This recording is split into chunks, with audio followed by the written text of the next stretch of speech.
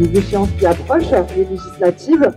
Et aujourd'hui, dans le Haut-Rhin, on a vraiment de la chance, surtout dans la circonscription 5, on a des candidats indépendants de tout parti politique, qui sont là, qui vont représenter les intérêts des citoyens comme vous et moi, sans la pression d'un parti politique.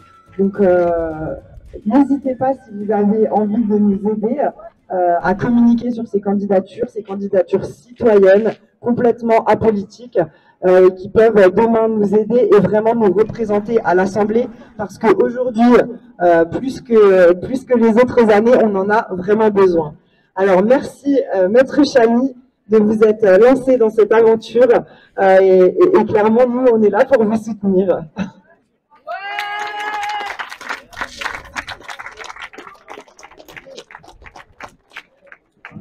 Bonjour à vous tous. Merci à vous tous aussi d'être présents, d'être réunis pour lancer une vague qui va nous correspondre. Une vague de liberté, une vague de fraternité, mais surtout une vague de fierté et de dignité et de liberté. Pourquoi? Parce que la plupart d'entre nous, au cours de ces dernières années, et notamment les 5 dernières années, avons été méprisés, négligés, et parfois on s'est senti humiliés. Cette situation, personne ne la supporte. Il se trouve que la France a élu de nouveau le même président qui a commis les mêmes humiliations et le même mépris à l'encontre de sa population. Maintenant, il vous revient à vous de créer le contre-pouvoir. Le contre-pouvoir ne peut pas venir d'une assemblée inféodée à ce président. Parce que nous avons vu comment ça fonctionne. Ils sont devenus des véritables fonctionnaires de ce président. Ils donnent des ordres et ce sont ces mêmes élus qui obéissaient aux ordres. Ils n'avaient aucune liberté, à tel point que le Parlement a perdu toute capacité d'agir, a perdu toute capacité de décider pour vous, y compris sur ce que j'appelle la mission la plus importante, c'est le budget. Sachez qu'au cours de ces 5 dernières années, la dette publique a augmenté de 600 milliards d'euros. 600 milliards d'euros. Ça veut dire quoi? Ça veut dire en 30 ans, on a accumulé 2000 milliards d'euros, un peu moins même, et en 5 ans, juste en 5 ans, on a fait le tiers. Ça vous donne une idée sur le gabegie de cet État et de ce président, qui se croit tout permis. Et au début, ils ont cru pouvoir faire passer tout ça sous forme de mensonge. Un mensonge éhonté, en disant que c'était à cause du Covid. En d'autres termes, c'est à cause de vous. Tous les économistes, sans exception, ont fait le calcul. Il s'est avéré que, grosso modo, il n'y a que 150 milliards qui ont été dépensés pour le Covid. Tout budget confondu, c'est-à-dire entreprises, salaires, prise en charge des soins, les masques, tout ce que vous voulez. 150 milliards, qui est déjà important. Mais ce qui est plus important, c'est qu'il y a 450 milliards qui se baladent dans la nature.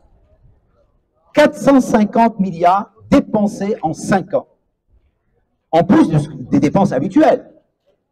Parce que quand vous augmentez votre dette, ça veut dire que vous avez épuisé tous vos revenus, comme nous tous dans les familles. Hein.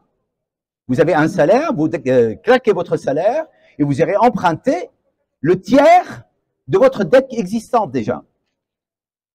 Vous imaginez ça si c'était une famille? Elle serait déjà en situation de surendettement à la Banque de France juste à côté.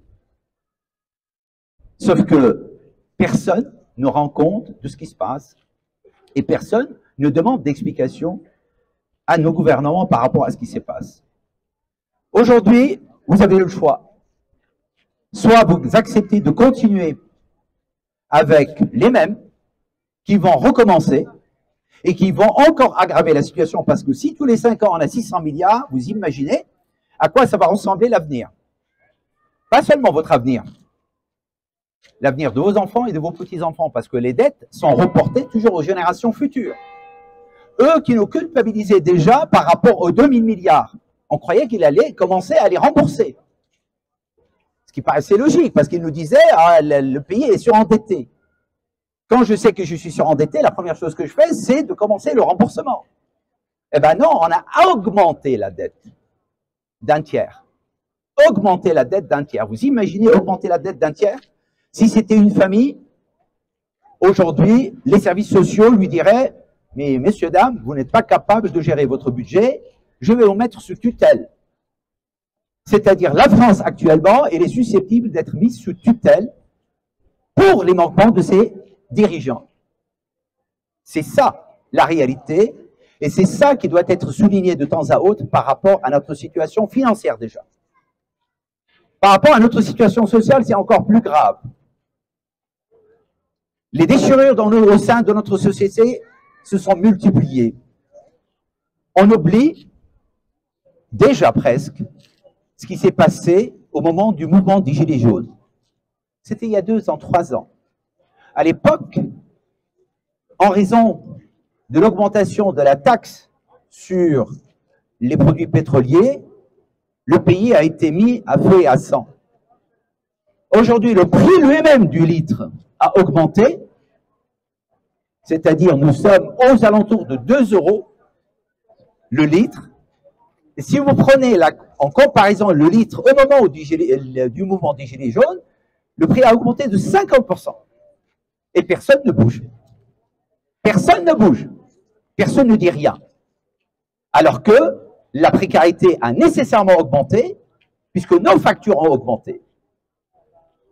Quand on pousse un caddie, eh bien forcément, le prix du caddie a augmenté, ou bien on met moins dedans. C'est-à-dire, pour les familles, c'est plus compliqué. Comment nourrir ses enfants? Et comment s'occuper de ces enfants? Comment les faire garder? Comment même assurer leurs soins? Parce que tous les soins ne sont pas gratuits, parce que quand vous avez des soins dentaires ou de l'optique ou des choses comme ça, les questions sont posées par rapport à nos enfants. Et je parle toujours des enfants et des petits-enfants parce que notre vie, enfin ma vie, est derrière moi. Mais la vie de nos enfants les vies de nos enfants sont devant nous. Qui va s'en occuper si on leur laisse cette dette et si on leur laisse une situation sociale désastreuse? Désastreuse. Le communautarisme a augmenté, l'insécurité a augmenté. Alors qu'on a un ministre, Darmanin, qui était à l'époque le chantre de la sécurité en disant que j'allais imposer la sécurité, vous allez voir ce que vous allez voir. Tous les crimes et délits ont augmenté, parfois dans des proportions inimaginables. Pourquoi en réalité? Parce qu'on ne donne pas les moyens à nos services de police, on ne donne pas les moyens à nos services de justice. C'est-à-dire, on s'endette, mais on n'améliore pas nos moyens. Ça profite à qui? Ça profite toujours aux mêmes nantis, à coup de cadeaux et d'avantages fiscaux à tout bout de champ. Pourtant, les grands groupes ne se sont jamais aussi bien portés. Leurs dividendes ont augmenté, y compris pendant la période du Covid, alors qu'on a dit que le pays était pratiquement en récession. On avait une situation qui ressemble au zéro, augmentation je dirais, de tout. Et bien finalement, pendant ce temps-là, ces fameux groupes explosaient littéralement. Le pétrole, le grand commerce, tout augmentait dans les dividendes et distribuait à tout bout de champ, et bien entendu avec une fiscalité plus qu'avantageuse. Et derrière ça, vous avez la situation, on a parlé d'économie, on a parlé de la société.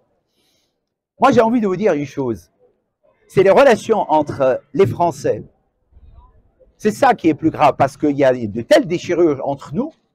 Le communautarisme s'est installé parce que, en réalité, chaque communauté croit qu'elle peut être protégée par les siens, au lieu de penser à une communauté nationale. C'est-à-dire, nous sommes tous frères dans le cadre de cette nation et nous devons tous ramer ensemble dans le même sens dans cette galère. Parce que cette galère nous concerne tous. Quand le pays est en faillite, c'est nous tous qui sommes en faillite. Quand le pays est surendetté, c'est nous tous qui sommes surendettés. Quand le pays se sent mal, c'est nous tous qui nous devons nous sentir mal. Parce qu'encore une fois, c'est ce qu'on va laisser à nos enfants, parce que nos enfants vont avoir des copains et des amis autour d'eux qui vont les regarder de travers, et eux, ils vont regarder les autres de travers. C'est-à-dire, ce n'est pas terrible pour une situation sociale.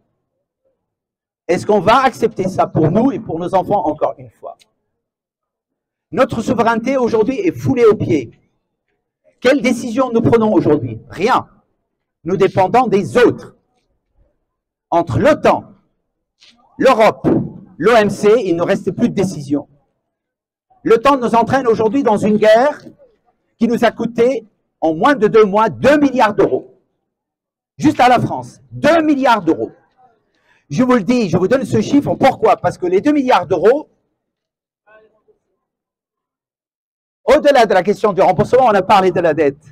Mais par contre, j'ai envie de vous dire, pendant des mois et des années même, le secteur santé dit « je manque de moyens ». Le secteur d'éducation dit « je manque de moyens ». Quel secteur se sent bien? La justice? La police? Les services sociaux? L'aide au logement? Qu'est-ce qui ne souffre pas? Et qui va financer ça alors qu'on a envoyé 2 milliards de dollars ou 2 milliards d'euros dans une guerre qui ne nous concerne pas? Ne croyez pas que je suis pour la guerre, je suis pour telle ou telle partie dans la guerre. Ne le prenez pas comme ça, je suis en train de vous parler de nos intérêts. Quel était notre intérêt à nous engager dans cette guerre, à la financer, à être belligérant ou co-belligérant dans cette guerre? C'est ça la question. Il ne s'agit pas de défendre les Russes contre les Ukrainiens ou les Ukrainiens contre les Russes. Il s'agissait tout simplement de savoir comment éviter cette guerre pour ne pas la payer, et pour ne pas la payer en humains qui vont mourir, en destruction. Parce que nous y contribuons. Quand on envoie les canons César dont on a parlé cette semaine, qu'est-ce qui s'est passé? Ces canons César, vous croyez qu'ils vont tirer des pétards? Ou ils vont démolir des bâtiments, ils vont démolir des infrastructures et ils vont détruire des vies? Personne n'a pensé à ça et on continue de nous demander d'être soit pour, soit contre. C'est-à-dire, soit vous êtes pour les Ukrainiens, soit vous êtes pour les Russes. Et vous ne pouvez pas être pour l'un ou pour l'autre en même temps, et vous ne pouvez pas être contre l'un et contre l'autre en même temps. Moi, je suis contre les deux pour la raison simple, parce que je ne voulais pas de cette guerre. Sachez une chose, c'est que je n'ai pas de leçon à recevoir par rapport à la guerre. Je suis l'enfant de la guerre. Je suis l'enfant de la guerre, je sais ce que ça veut dire mourir dans un pays, je sais ce que ça veut dire voir un pays démoli, je sais ce que ça veut dire infrastructure qui n'existe plus. Je sais ce que ça veut dire aussi obliger les gens à quitter leur pays à cause de la guerre. Ceux qui nous parlent de la guerre aujourd'hui et qui la vantent ne savent pas ce que c'est la guerre, mais ils sont prêts à la financer, ils sont prêts à payer pour qu'elle ait lieu. Et là, ça fait plus de 3 mois que cette guerre existe, et qu'est-ce que ça a donné? Rien. Qu'est-ce que ça a donné? Nous, on s'est endetté plus. Est-ce qu'on a gagné par rapport à notre stratégie? Rien. Est-ce qu'on a gagné par rapport à notre positionnement sur la scène internationale? Non. Est-ce qu'on a gagné quelque chose par rapport à nos relations avec d'autres pays? Non. Alors à quoi elle sert cette guerre? Est-ce qu'on a préservé nos propres intérêts? C'est-à-dire on avait des investissements dans tel ou tel pays? Non. J'ai envie de dire, c'est même pire, puisque nos intérêts qui étaient en Russie et beaucoup d'entreprises ont investi des milliards pour pouvoir s'installer en Russie, aujourd'hui tout est perdu. Je vous le dis et je vous l'annonce, tout est perdu. Et les entreprises le savent. Et c'est pour cela que certaines d'entre elles ne veulent pas partir contre les ordres donnés par le gouvernement, contre les ordres donnés par Macron. Parce qu'ils savent pertinemment que s'ils partent, ils n'y retournent pas.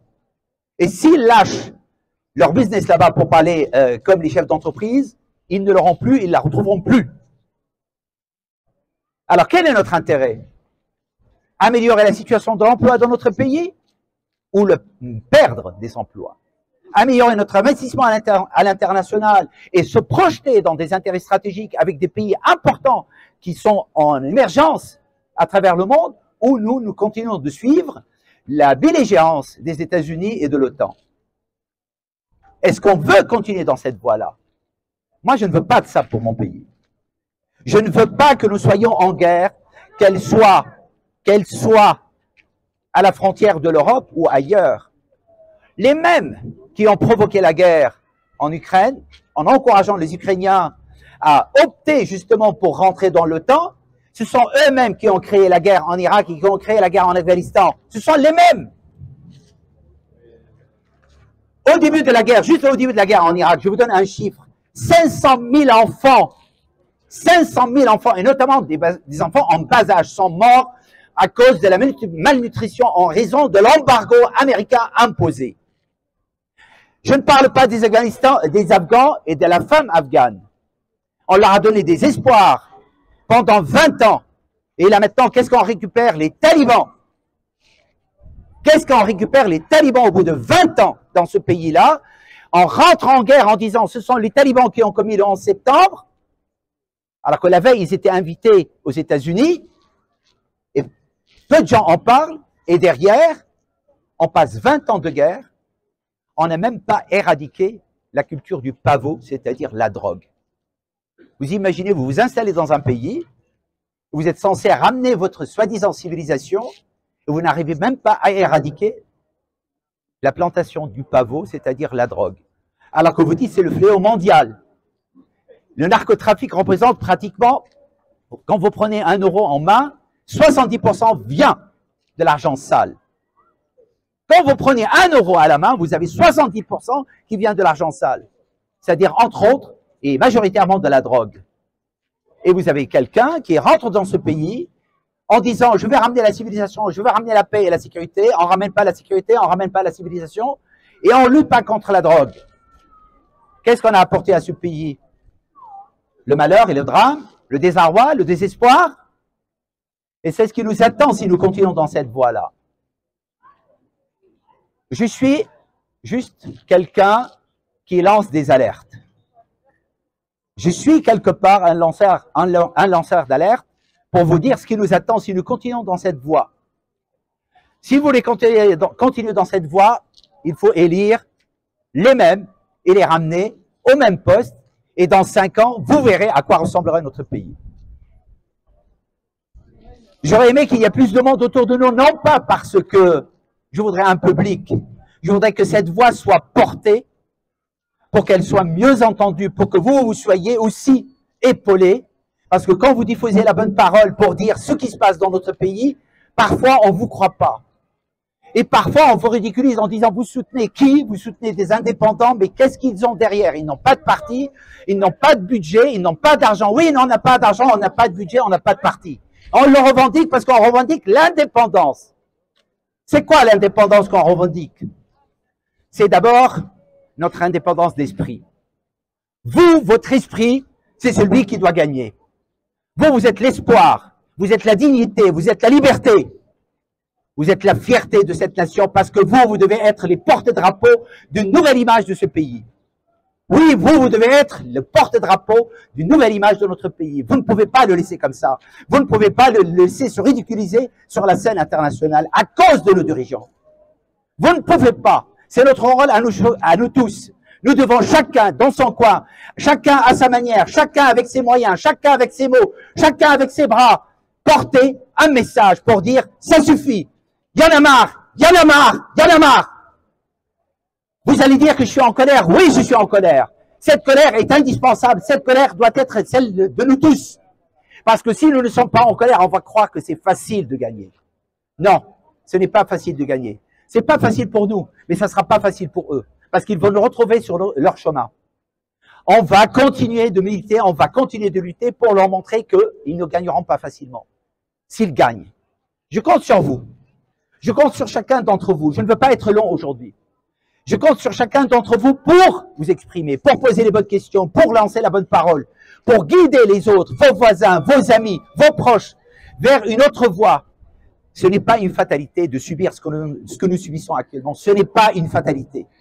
Si vous luttez tous, si chacun d'entre vous utilise ses moyens, sa parole, ses mots, pas de violence, ça sera déjà un pas important vers une autre liberté, vers un autre exercice de la citoyenneté. Notre citoyenneté, c'est une particularité française, sachez-le quand même. Le mot citoyen n'existe que chez nous. parce que c'est issu du mot république, qui est également une caractéristique pour nous. Pourquoi? Parce que ça provient du mot égalité. Les citoyens sont tous égaux dans les devoirs et dans les droits. Nous, on nous demande les devoirs, mais on ne donne pas nos droits. Nous avons besoin de récupérer, de retrouver nos droits, de recouvrer chacun, chaque centimètre de nos droits, chaque once de nos droits. Personne n'a plus le droit de les voler. Ça a été confisqué au prétexte qu'on était en confinement. En réalité, on nous a privés de liberté. On nous a privés de liberté. On était même ridicules. Sur cette place-là, cette même place-là, quand vous sortiez sans masque, vous étiez verbalisé. Mais sur cette même place, vous étiez sur la terrasse, on ne pouvait pas vous verbaliser alors que les deux respiraient le même air. Dites-moi que c'est pas ridicule. La même personne, elle est sur la fenêtre. La même personne sur la fenêtre, elle respire le même air. Elle n'est pas verbalisée alors qu'on respire le même air. On respire le même air. Si ce n'est pas ridicule, on se demande ce que c'est. Pour ramasser 135 € alors qu'on a obligé les citoyens à s'enfermer. On les a privés de leur liberté. Et on s'autorisait soi-même à sortir avec une attestation. Ouais. Ça, faut pas l'oublier. Non, je l'oublie pas, madame. Et il n'y a pas que ça de ridicule. Il n'y a pas que ça du ridicule. On nous dit que le système de santé est encombré, qu'on n'arrive plus à soigner, qu'on n'a plus les moyens. Mais qui a privé le système de santé des moyens? Qui a dit en 2018, 2019, 2020 aux soignants qui ont défilé? Ils ont oublié leur défilé, ils ont oublié leurs manifestations, ils ont oublié leurs revendications. Pendant ce temps-là, qu'est-ce qu'on leur disait? Nous n'avons pas les moyens. On n'a pas les moyens de financer le secteur santé, mais on a les moyens d'aller acheter des doses de vaccins dans des conditions qui restent pour le moins opaques, parce que la présidente de la Commission européenne refuse de répondre aux questions sur l'acquisition de ces vaccins. C'est-à-dire, c'est votre argent, encore une fois, qui a été détourné, c'est votre argent qui a été volé au profit des grands groupes, et notamment les groupes pharmaceutiques.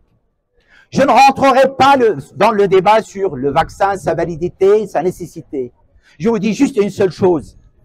Juste une seule chose. Je suis un défenseur de la liberté.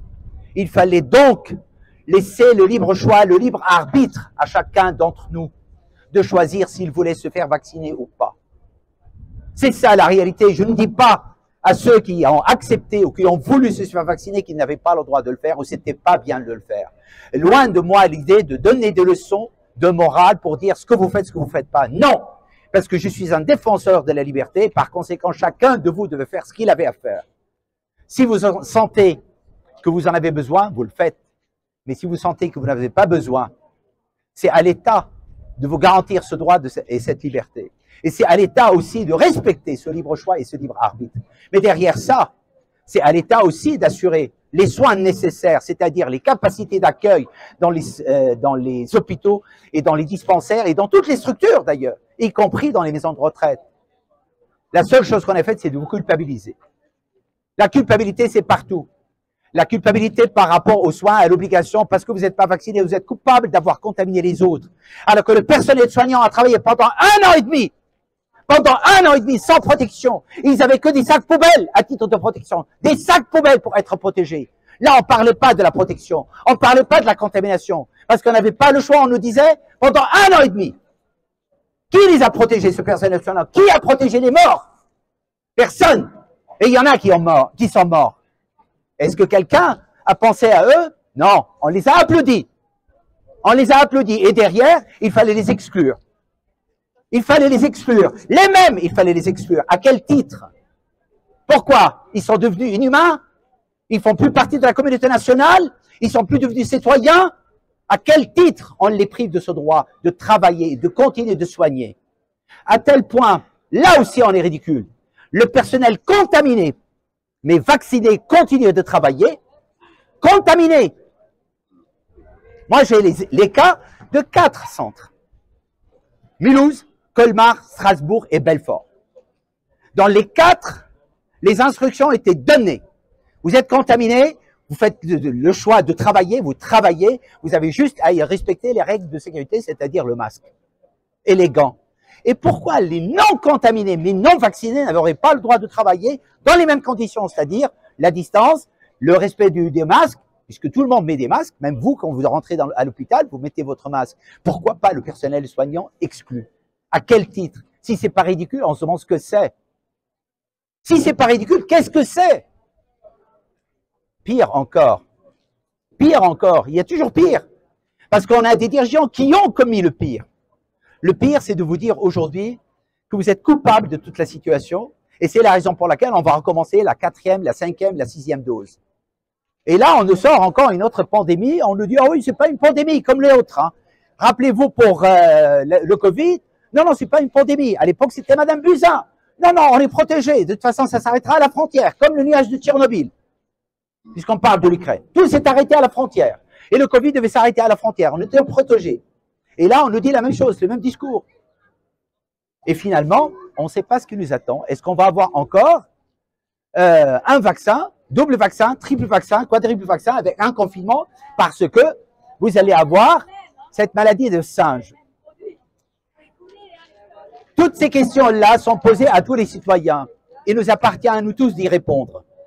On ne peut pas rester silencieux, on ne peut pas rester sans qu'on nous donne des réponses pour pouvoir continuer dignement.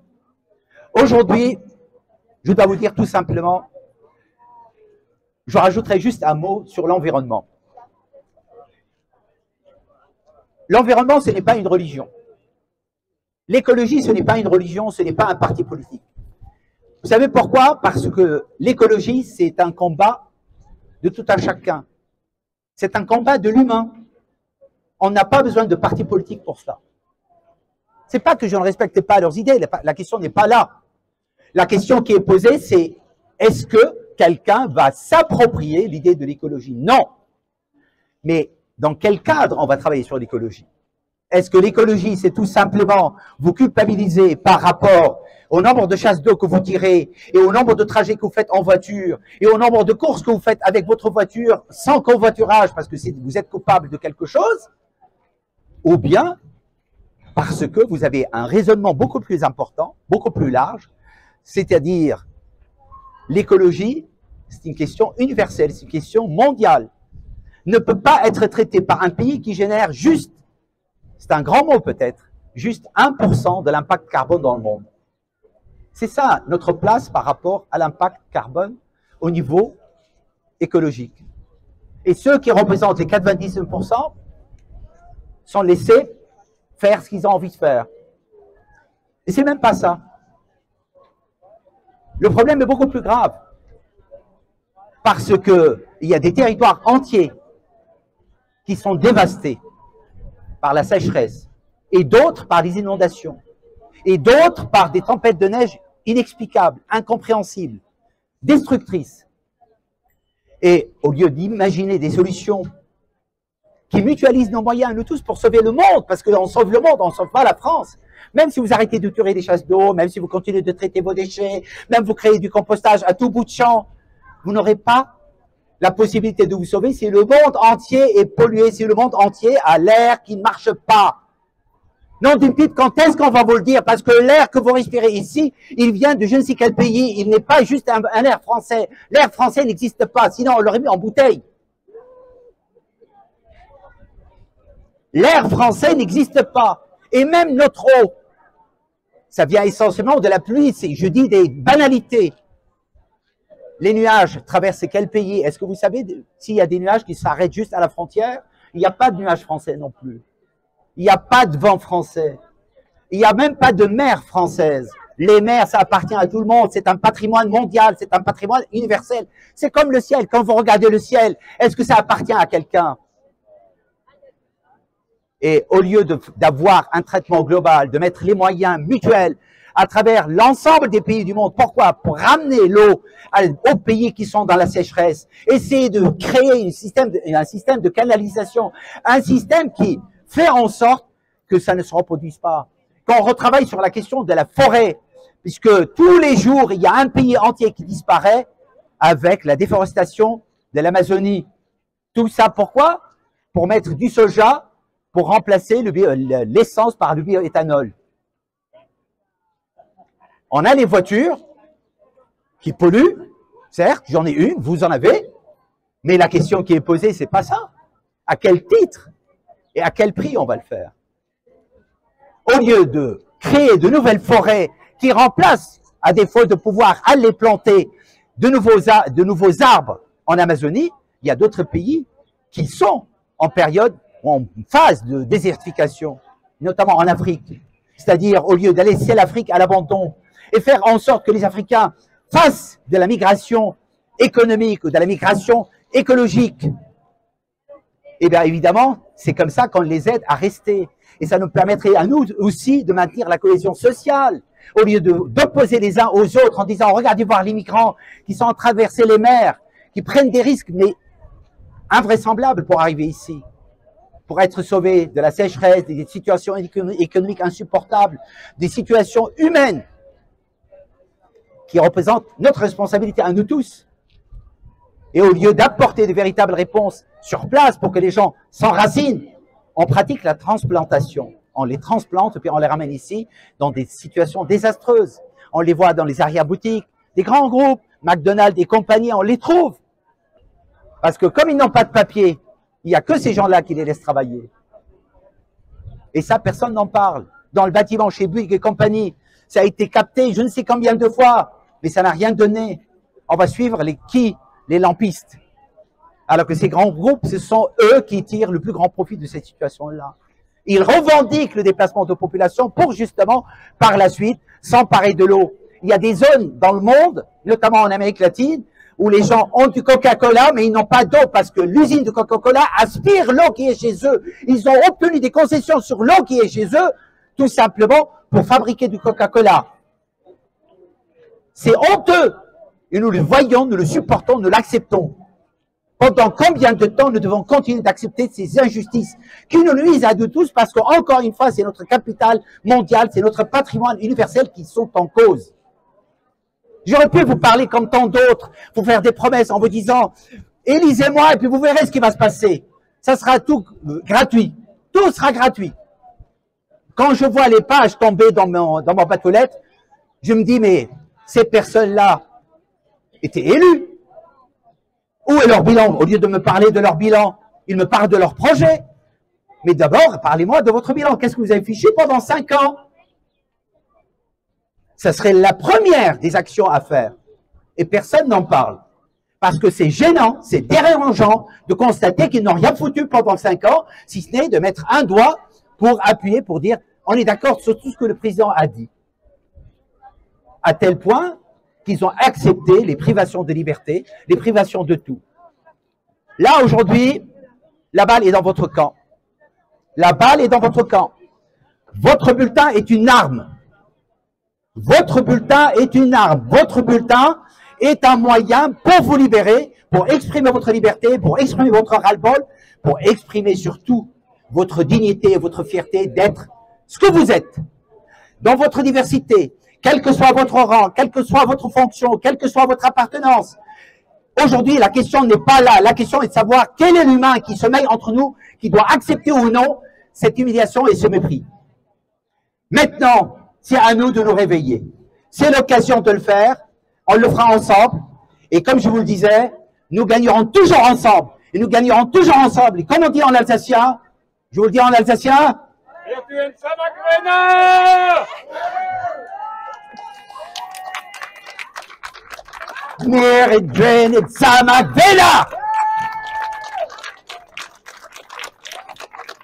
merci à vous tous d'être là. Soyez les porte-parole de cette idée de liberté, de fierté et de dignité. Vous êtes les meilleurs porte-parole, vous êtes les meilleurs messagers et je compte sur vous. Et vous, vous pouvez compter sur moi le jour où nous serons élus. Je dis nous serons élus parce que sans vous, je ne le serai pas. Et avec vous, je ferai tout parce que je ne pourrai pas, comme je l'ai toujours dit, tout seul, je ne pourrai rien faire. J'aurai besoin de chaque bras, de chaque idée, de chaque esprit et bien entendu de chaque suggestion. Je serai là à votre service, je serai avec vous, quoi qu'il arrive, et bien entendu, vous pouvez toujours compter sur moi. Avec mes amitiés, mais surtout, je vous embrasse tous.